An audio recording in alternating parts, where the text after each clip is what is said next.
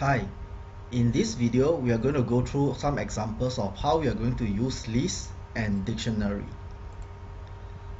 Let's start by creating a simple list with 5 values.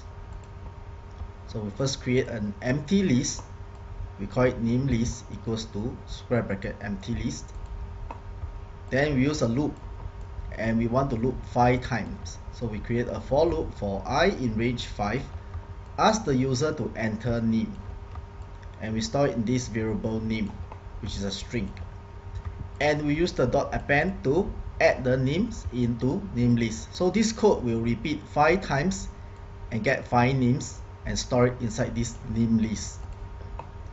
We can simply print the name of the list to see what's the content inside the list. So if you run our code, you repeat 5 times, enter 5 names: Roy, Helen, Raymond, Benson, Rosie. And you see that all the 5 names are inside a list. So it looks like that. So Roy is stored inside position 0, Helen position 1, and Rosie position 4. So as you loop and enter the name, .append will append to the next position. This shows how the strings are stored inside the list. So how can we access and check the information inside the list? For example, how can we check how many names actually starts from R? We can write the codes like this. So we create a variable called count, starts from 0. We construct a loop for name in name list. So all the names will be stored inside this name variable. We want to check whether it starts from R. So this is a string. And so we use the name bracket 0 to check the first character of the string.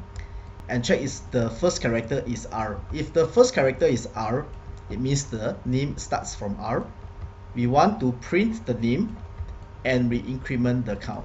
So after running through these codes, you will see these 3 names printed because they all starts from R and count is 3. So this shows a simple example of how we can use a loop to traverse through the list and check the content of the list, and in this case we are checking whether the name starts from R. The example just now creates a list storing 5 names. This example shows us how we can create a big list that stores many small lists inside. So we first create an empty list, we call it the master list. We construct a loop that loops 5 times. Instead of storing just the name, now we ask them for name and we ask them for gender. The name and the gender are stored inside a list, and this list is stored inside this variable called record. We can use the .append to append this list into the master list. So as we loop through these 5 times, we have 5 small lists that is appended to this master list. And we can print the content of the master list. When we run through, you ask them to enter name and gender. Let's say we enter Roy and the gender is M. And the list is created to store Roy and M.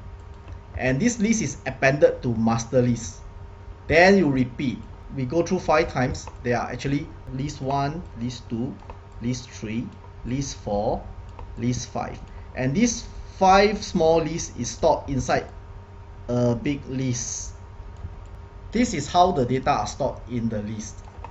So this Roy and M is one small list, and the name of this list is master list square bracket 0 because it's stored at the first position of this master list. You can imagine the name of this list is now master list square bracket 0. And the name of this second list is called master list square bracket 1. So how do we access the data inside this list? For example, we want to check whether the name is a male or a female in this list. So we create a variable count equals to 0. We construct a loop for record in master list. So this record will be getting the small list. This small list will be stored inside the record. And if we want to check this element of the list, which is at the position 1, we can use record square bracket 1, and because this record is this list, and position 1 is this element inside this whole list, which is M for the first record. And you're checking if this is a F, you print out record 0. Record 0 is the name, so you need to know name is stored inside record 0, gender is in record 1. So you check for record 1, is it female? If it is a female, you print the name and you increment the count. Finally, you print the count. When you run through the code, you will see Helen and Rosie gets printed because these are the two records that are female and the count is 2. We can also use another method. We can use the range method to look through the list. So to use the range method, we need to know how many elements inside the list. How to find out the size of this list is to use length. So we use length master list to give us the number of elements inside. In this case, there's 5. So this is 5. Then we use for position in range 5. So this will look 5 times 0, 1, 2, 3, 4. How to access the content inside? We use the name of the list, master list bracket position. So when position is 0, you will be accessing master list position 0. Master list position 0 will be this list. And in this list, you want to get the gender, which is at position 1. So you will see master list position 0 square bracket 1. This is accessing this element within the master list 0. And you check, is it F? So if it is F, you want to print out the name. And this is referred to as master list position 0. And this is just counting if it is a female. So this method and this method are both doing the same thing. A list within another list is known as nested list, and some people see it as a 2D, two-dimension list. So to access a two-dimension list, you need to understand how to use the bracket. So 2 square bracket to access the elements inside a 2D list. Let's now look at another simple example with dictionary. How to create a simple dictionary with 5 values. We first create an empty dictionary with the curly brackets, and the name of the dictionary is name dict. Similar to the list, we create a loop to loop 5 times and ask the user to enter the name. As you know, a dictionary requires a key value pair, so we need to create the key before we can store the value.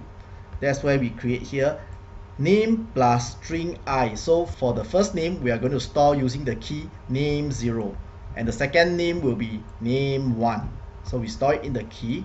How do we store a value inside a dictionary?